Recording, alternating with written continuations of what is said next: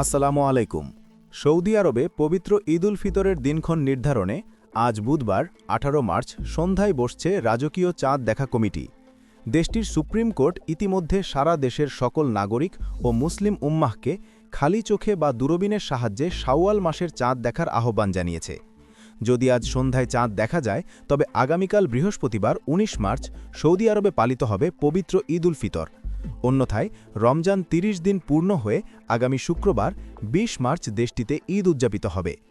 এদিকে ঈদের আনন্দ ভাগাভাগি করতে বেসরকারি ও অলাভজনক খাতের কর্মীদের জন্য আজ কার্যদিবস শেষে ৪ দিনের সরকারি ছুটি শুরু হচ্ছে।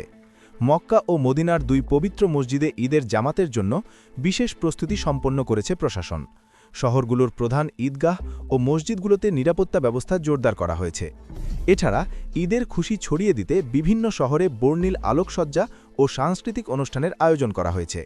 প্রবাসী বাংলাদেশিরাও কর্মস্থল থেকে ছুটি নিয়ে ঈদের কেনাকাটা ও উদযাপনের প্রস্তুতিতে ব্যস্ত সময় পার করছেন।